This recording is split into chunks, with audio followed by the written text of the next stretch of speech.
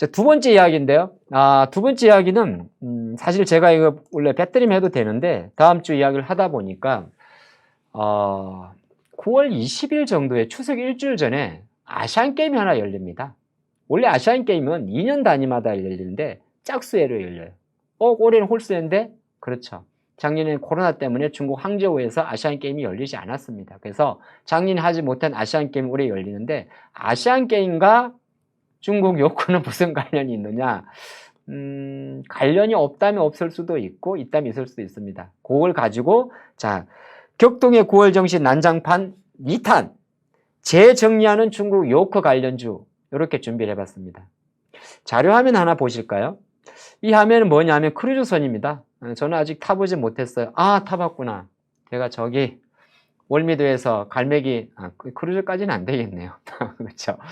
예, 우리 새우깡 사가지고 그렇죠. 갈매기 새우깡 주죠. 이건 뭐냐면 8월 있었던 이야기인데 중국 국적의 크루즈 블루드림 스타우 예, 배 이름입니다. 배 이름 알 필요가 없는데 이제 크루즈 여객선을 태우고 중국 관광객들이 제주도에 680명 정도가 머물렀다가 왔다고 하죠. 원래 8월 한 달 동안에 8월 중하순경 중국 정부는 70개국에 대해서 중국이 단체 관광객을 허용을 했습니다. 왜 그랬는지 여러 가지 복합적인 게 있을 수가 있습니다. 중국의 내수를 부양시키기 위해서 뭐 복합적이겠지만 결과론적으로 놓고 봤을 때는 한국으로 들어오는 중국인 관광객 입국자 수는 아직 코로나 이전까지 수치는 올라가지 않았습니다만은 9월 달은 가장 큰 중요한 이벤트가 있습니다. 그게 뭐냐면 바로 9월 13일 5일부터인데요.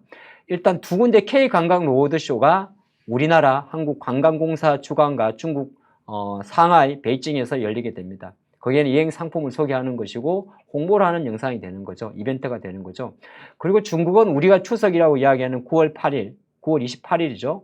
추석 국경절 연휴로 이어집니다. 그리고 중국은 계속적으로 11월 달에 광군절이 이어지기 때문에 일정 부분 이제 시장에서 물론 많이 빠지진 않았어요. 하지만 8월 달에 엄청나게 달리다가 조금 쉬고 있는 면세점 화장품 관련주들을 어느 정도 다시 볼 때가 됐다. 그게 생각하는 게 제가 주식살롱 오늘 다음 주 할 이야기입니다. 이렇게 볼 수, 또 여기에 하나의 또 불을 지핀 게 있죠. 우리가 조금 수혜를 볼 수 있는 가능성. 바로 일본의 오염수 방출입니다. 방류죠. 그러다 보니까 다시 한번 일본행으로 다 향하려고 했던 중국인 관광객들의 발길 자체가 한국으로 올 수밖에 없는, 물론 뭐 사실 주식 투자 관점에서는 일상생활 관점에서는 중국 사람들의 한국 방한이 별로 기분이 나쁜 사람도 있을 수도 있고 또 만약에 실제적으로 삶의 현장에서 가게를 하신다든지 비즈니스 사업을 하시는 분 입장에서는 더할 나위 없이 반가울 수밖에 없을 것 같습니다. 근데 우리는 주식을 하는 사람이에요. 주식을 하는 사람 입장에서는 중립 노선입니다. 뭔가 수혜가 되는 관점으로 보시면 좋을 것 같은데 이거는 제가 좀 짧게만 준비해도 될 것 같아요. 한번 좀 텍스트로 정리를 해봤는데 일단은 우리가 중국 관련주를 투자할 때 모멘텀은 뭐냐 하면 가장 이제 주가는 그런 게 있어요. 꿈을 먹는다 그래가지고 실제적으로 와서 그럴싸한 게 제일 먼저 움직입니다. 몇 명이 와서 뭘 사서 뭘 파니까 이렇게 될 거야. 한 대를 팔면 얼마인데 이렇게 계산하는 거는 늦게 움직이고요. 어떤 시장의 어떤 기류 변화 이런 게 이제 뭐 모멘텀이라 그러고 유행이라 그러지 않습니까? 그때는 가장 그럴싸한 게, 그리고 그럴싸하단 말은 나빴다가 더 이상 좋아질 거. 지금은 잘 안 보이지만 그건 우리는 실제적으로 로봇, 적자기업 로봇, 적자기업 AI 앞으로 실적 나빠질 수도 있는데 공장 짓는다고 하는 배터리, 그것도 사실은 공통점은 지금 1년, 2년은 안 보이잖아요. 하지만 2년, 3년, 4년, 5년, 10년을 보는 거잖아요. 그런 것 중에 하나가 바로 중국 관련주들입니다. 대표적인 게 화장품이에요. 왜 8월 달에 중국 관련 이슈가 나올 때 화장품이 가장 많이 올랐는지 알 수가 있습니다. 그러면 우리가 트레이딩하는 관점에서는 실제적으로 여기에서는 LG생활건강과 아모레퍼시픽이라는 기업을 가지고 한국의 K 화장 뷰티는 끝났다. 이렇게 보시는 분도 있을 수 있는데 그 친구들은 LG생활건강과 아모레퍼시픽은 대형주기 때문에 실적이란 기반을 가져가야 되는 거고요. 누가 오든 한국의 주요 브랜드가 팔리든 팔리지 않을 때 안정적으로 실적을 끌고 가는 회사들은 OEM, ODM 업체들입니다. 그러면 역시나 코스맥스나 한국 콜마를 약간 중기적으로 실적 관점으로 볼 수가 있는 거고요. 나는 트레이딩 역량과 대박을 원한다면 어느 정도 가장 변동성이 큰 가장 그럴싸한 P 곱하기 Q에서 Q에 대한 계산을 할 수 있는 양이죠. 그런 종목들은 대부분이 클리오라든지 연우라든지 펌텍코리아라든지 기타 많은 종목들이 있을 것 같습니다. 클리오도 마찬가지 될 것 같고요. 아니면 다시 한번 우리가 봤던 뭐 예를 들어서 물론 차트는 다 좋아야 되는 거예요. 그게 실리콘2가 되더라도 아니면은 뭐 아이패밀리 SC가 되든 마찬가지입니다. 그래서 화장품 관련주들은 다시 한번 9월 말 10월이 지나면서 여러분들이 한번 관심 있게 보셔야 될 것 같고, 두 번째는 화장품 1순위, 두 번째가 면세점 카지노입니다. 면세점 카지노는 좀 같이 보셔도 되는데, 일단은 호텔신라라든지 현대백화점, 신세계 인터내셔널 이런 기업들은 어느 정도 기관들이 사는 종목이기 때문에 시장의 어떤 숫자를 보고 매매를 하셔야 되는 거고, 가장 변동성이 크다면 누가 오든 면세점을 가든 이행점을 가든 글로벌 텍스포리 같은 경우가 가장 스몰캡 중에서는 다 변동성이 클 수가 있습니다. 그 관점을 좀 보시면 좋을 것 같고, 카지노는 약간 우리나라 상장되어 있는 외국인 카지노 회사가 파라다이스, GKL 그리고 롯데관광개발이 있는데 장단점이 있어요.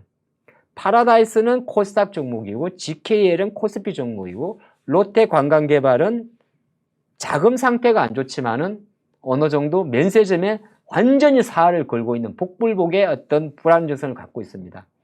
어떤 거냐면 내가 만약 안정적인 투자를 생각하고 단체 관광이라는 트렌드와 이런 걸 생각했을 경우는 실제적으로 파라다이스와 GK를 투자하게 되는데, 제가 생각할 때는 코스피 화장품 이 중국 관련주들은 생각보다 코스피 종목이 좀 많습니다.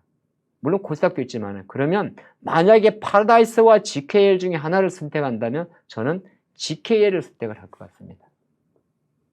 이유는 여기에 있는데, GKL은 코스피 200 종목이지만 시가총액이 1조 원 정도입니다. 그래서 실제적으로 공매도가 나온다고 하더라도 공매도의 누적은 좀 약해요. 물론 쇼커버를 생각할 때는 파라다이스는 코스닥 150 종목인데 오히려 50위권 안에 있기 때문에 강할 수는 있습니다.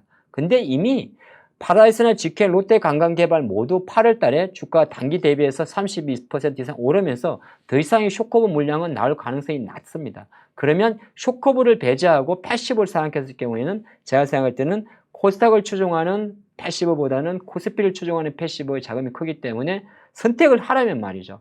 카지노에서는 GKL이 조금 더 안정적 우상향할 수 있지 않을까 그리 보겠고, 롯데관광개발 같은 경우는 최초의 어떤 변동성에서 어느 정도 줄어들 수가 있기 때문에 약간은 조심할 필요가 있지 않나 그리 보겠습니다. 그리고 또 하나 봐야 될 섹터가 뭐냐 하면, 이거는 중국과는 사실 크게 상관이 없을 수도 있는데 이 섹터는 하나 보시면 좋을 것 같습니다. 옷입니다. 의류죠. 이거는 이제 많이 보셔야 되는데 꼭 중국에 국한할 필요는 없어요. 중국에 국한해서 FNF나 더네이처홀딩스나 힐레에 국한할 필요는 없습니다. 아직은 이 친구들 조금 무겁더라고요. 옷이라 그러면 실제적으로 옷이 날개 맞긴 맞습니다만은 제가 생각할 때는 약간 OEM, ODM 업체 쪽으로 좀 보시는 게 좋을 것 같습니다. 이제는 가을과 겨울까지 준비해야겠죠. 그리 본다면 약간 노이즈는 있었습니다만은 바로 영원무역, 한세실업 이렇게 이어지는 걸 말합니다. 오히려 운동화나 이런 거나 이런 거보다는 말이죠. 그리고 FNF나 더네이처홀딩스 같은 경우는 보실 때는 실제적으로 이거는 약간 중국 증시가 올라오고 하는 거랑 같이 보셔야 돼요. 그래서 실적 안정성 면에서 보신다면 제 생각으로는 오히려 영원무역, 한세실업, 그리고 중국이 정말 가을로 갈수록 지수도 올라가고 부동산도 완화되고 위안화도 안정화됐을 경우에는 FNF, 더네이처홀딩스 이렇게 정리할 수 있을 것 같습니다. 오늘은 뭐 혼자 하다 보니까 거의 유튜브 하듯이 된 것 같은데, 그래서 오늘 주식 살롱에서는 큰 꼭지는 두 개예요. 격동의 주식의 난장판. 근데 이 난장판도 제가 볼 때는 9월 중순을 지나고 나면 좀 완화될 수 있지 않을까 그 기대감이기 때문에 잘 한번 생각해 보시고, 조금 힘들었다면 다음부터는 좋은 성공 투자가 함께 하기를 믿습니다. 여기까지 하겠습니다.